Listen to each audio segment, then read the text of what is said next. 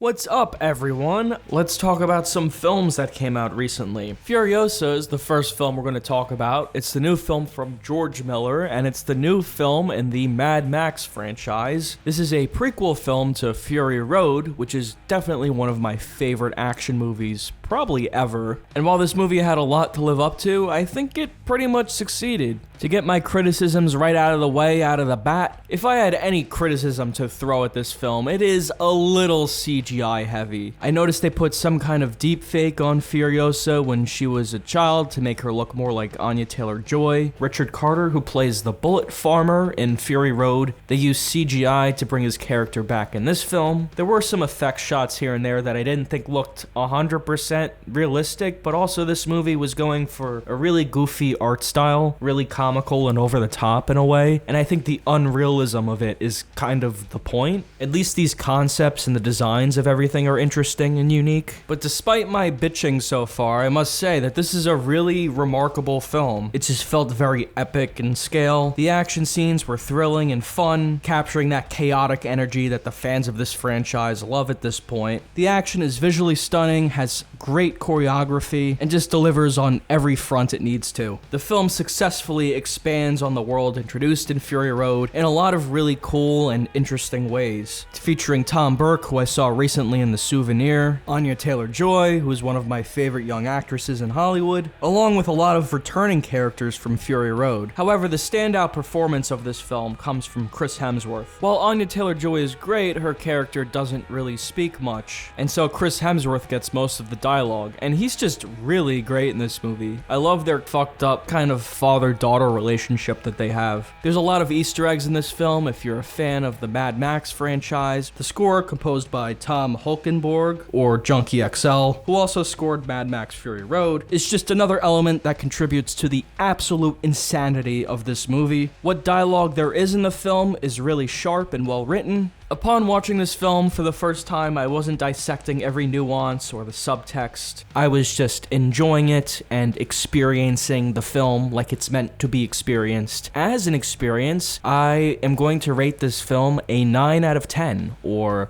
4.5 stars out of 5 stars. And I definitely think you should check this movie out. It's ambitious, with outstanding performances, emotional depth, and hits all the right notes. The action is super strong. It's a really epic, awesome piece of cinema. It's really unfortunate that this film isn't performing well in the box office. I think it's doing okay, but it should be doing much better. I think it just raises the question of what the fuck people are looking for from movies these days. Perhaps the R rating is a factor, or maybe people just prefer to watch garbage like Godzilla x Kong. I've just given up on trying to understand the fickleness of box office trends. I just can't anymore. I don't even care. Switching gears from the high-octane, high-budget Furiosa, let's look at something a little smaller and from the country of Italy. Let's look at La Camera. This is an independent Italian film directed by the incredibly talented Alice Ololaco. She's the same director as Happy as Lazzaro, which is another really great movie that I love. The film stars Josh O'Connor, who recently garnered a lot of attention for his role in Challengers. And not only is his performance in La Camera great, it's super transformative. He lost a significant amount of weight for the role. His mannerisms and smoking habits reminded me a lot of Elliot Gould's character from The Long Goodbye, which is another really great movie. You should check that out. The film has a stellar supporting cast as well, including Isabella Rossellini. I love the cinematography of this film and how it captured the landscapes of Italy, and also the eeriness of those tombs that they steal from. The story follows Arthur, a British archaeologist who delves into the world of Tumulori. They're thieves who loot tombs, basically, and it shows this character's moral dilemma as he's struggling with someone who he's lost in the past. What I love about this director's films is they're always very whimsical and quintessentially Italian. Yeah, they have that Italian charm. I'm really looking forward to watching La Camera again. I would rate La Camera an 8 out of 10 or a 4 out of 5 stars. Definitely check this one out as soon as possible, especially if you're a fan of foreign cinema or Italian cinema, independent cinema, or you're just looking for a really good movie to watch. This is definitely one of the best of the year, alongside Furiosa as well. So yeah, 2 really good movies for you to see. Definitely check these out. Support movies, everybody. Support the industry. Thanks for watching, and hopefully I will have some more good content for you real soon.